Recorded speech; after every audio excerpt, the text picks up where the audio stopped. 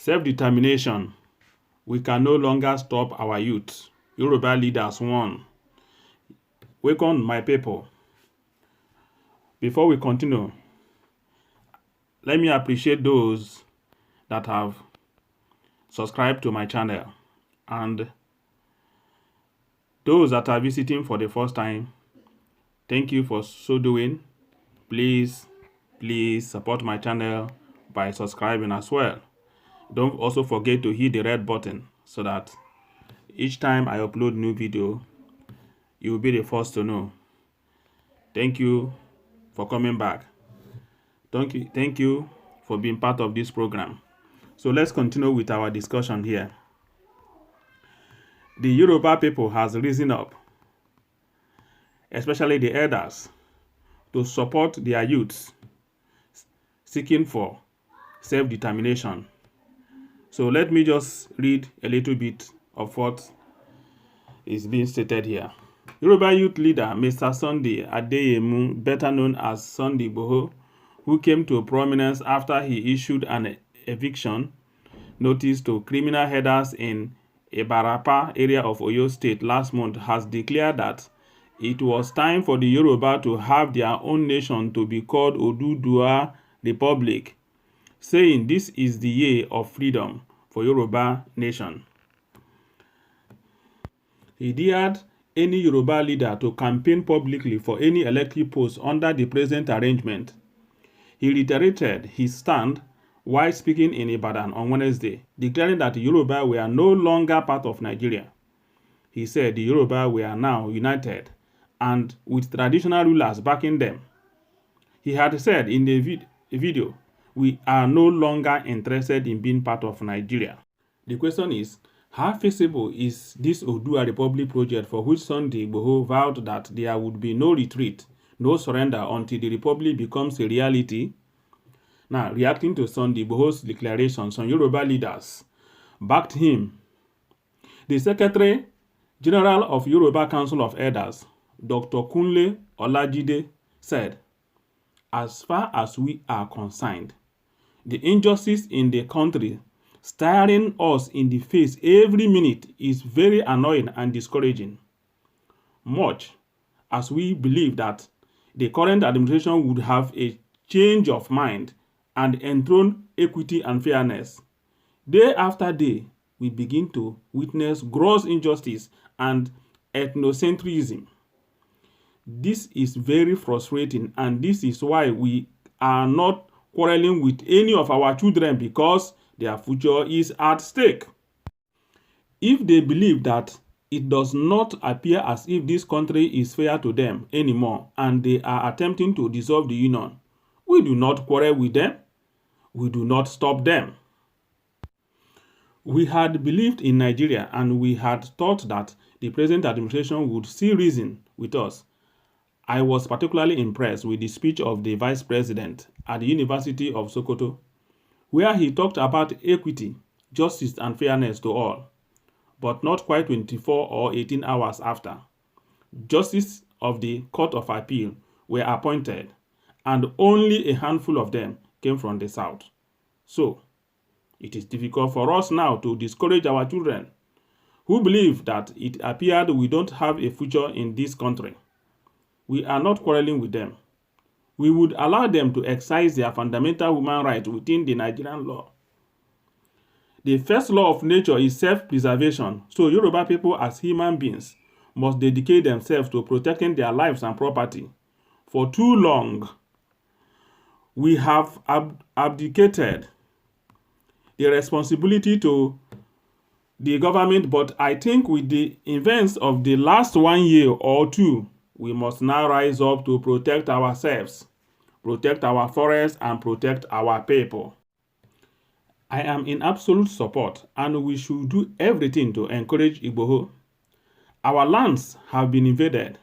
Over 80% of Okada riders in Yoruba land are from the north, and you are not too sure whether they are not armed. We are worried about the ethnocentric leaning of this administration in spite of various outcries of injustice. One can understand Igboho's frustration, just like many other youths, because it appears this administration is not reckoning with any other section of this country other than the north. So many of our youth believe their future is not secured in this country. Another elder or leader, Otumba DJ Osibogun, convener of Yoruba Koya and the chairman of Space FM, said he would align with Igbo because earlier calls for restructuring of this country were not attended to. According to him, when you want something restructured and it's not being allowed, then you tend to do something to determine your future. That's what Sunday Igboho is saying. When asked if he would align with him, he said yes, definitely. In 2017, we had a restructuring rally. That was when Yoruba said we wanted restructuring, but 2 years later, I think Yoruba now want to change the restructuring to self-determination. That is what we have now. Similarly, the Senior Elders Forum of the Yoruba Council of Elders, through its former national president, Dansakai Samuel Adeleye Agbede, said in order to avoid this kind of scenario, the elders have been calling on the federal government to see to the issue of restructuring of the country because it was evidently clear that things cannot continue this way. He, however, reiterated that the elders would not support violence or bloodshed in any form, but that the government had not helped matters by turning deaf ears to the voice raised by the elderly people. We have been calling on the federal government to listen to us. We have been warning that the youths are angry. The way we are seeing things, maybe the government has another agenda which we don't know, but they seem not to be working or helping us. We aged people have little control over them when our advice is not being heeded by the government. The basis of our union should be put on the table. Let us form a new togetherness. Do we want to alter this? What are the things we want to change? But what do we do when the government is not listening? We can't stop a group of people from venting their anger, but what we are against is bloodshed. We have had enough bloodshed. That is why we are asking the government to listen. So, my people, the list of those leaders supporting this youth keep going on and on, which I cannot continue to read for you. But you know why this very topic is very, very interesting to me now, or very concerning to me? Can you compare these elders, these leaders, to the leaders in the Southeast? The elders in the Southeast, I mean in Biafra land. When I say Southeast, I'm referring to South-South and the place we call Southeast, because we are all Southeast. There is nothing like South-South. It doesn't exist in geography, please. So, or let me use the general this thing for us, the Biafrans. Compare our elders, the Pandef and the Ohaneses, those who call themselves our leaders. Compare them to these Yoruba leaders. Do you see how these people are very bold to speak in favor of their children, to speak in favor of the youth, because they have understood that the future belongs to the youth, not to them. Unlike what we have in Biafra land, our elders, our leaders think that the future belongs to them, not to the youth. Instead of them to back the youth, to demand for self-determination, they will invite the military, they will invite the aggressors, they will invite the Fulani people to come and kill their own children. This is what is happening to us.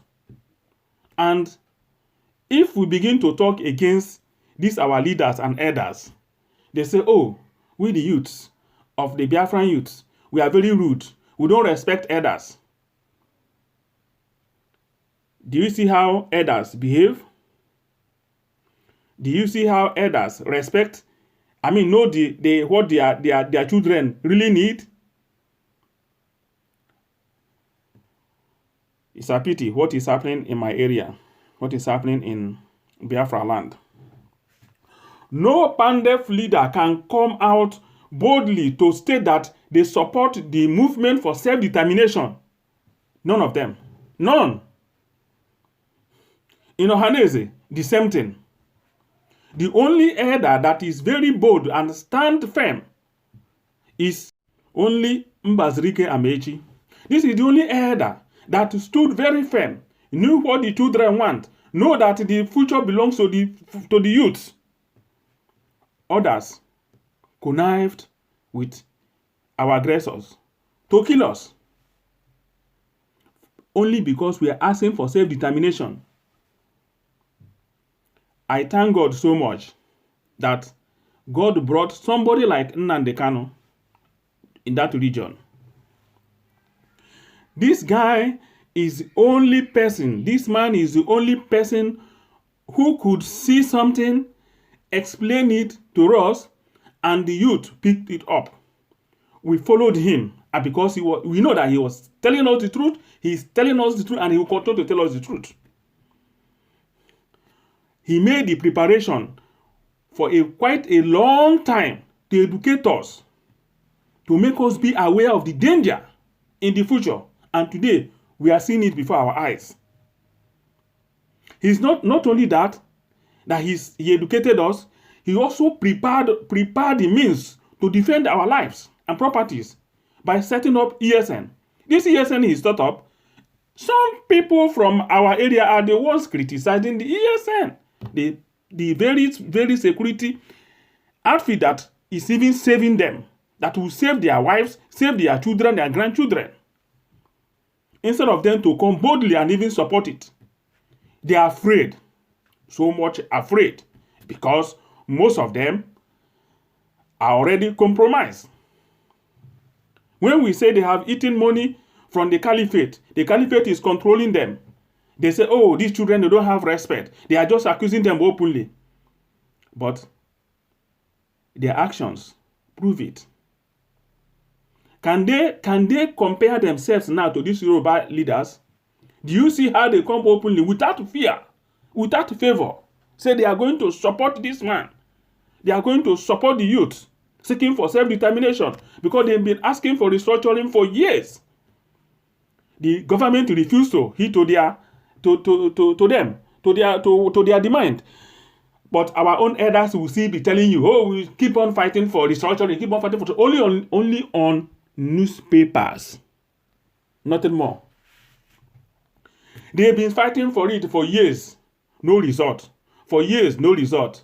They cannot even sit down one day and say, why can't we make a change? Why can't we demand for something else?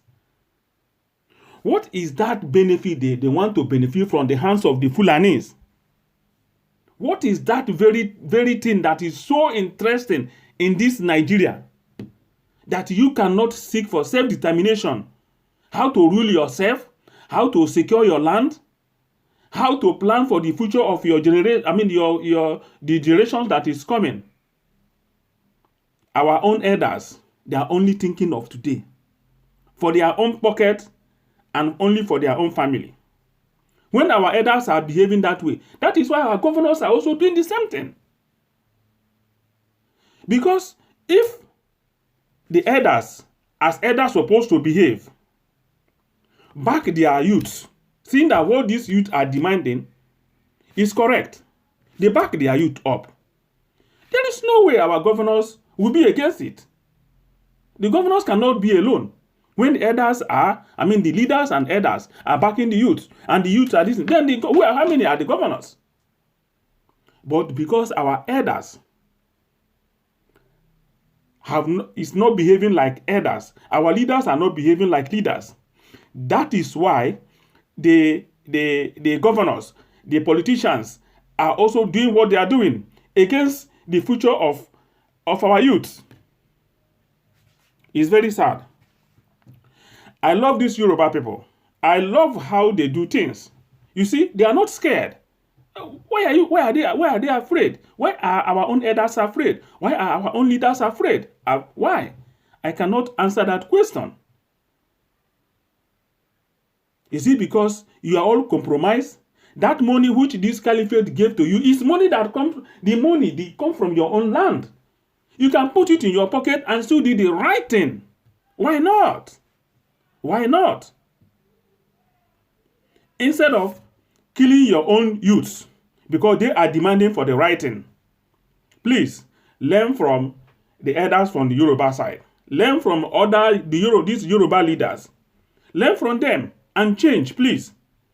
Because if you don't change, this anger that is boiling in our youths, this anger that is burning within us, the day it will spill out, we are as well not going to spare you, the elders, or you, the leaders. Because what you are doing is not good. You have to change. Learn from the Yorubas. Learn from the Yoruba elders. Look at how they are supporting this Sunday Igboho. Why can't you support Nnamdi Kanu? Why can't you support IPOB?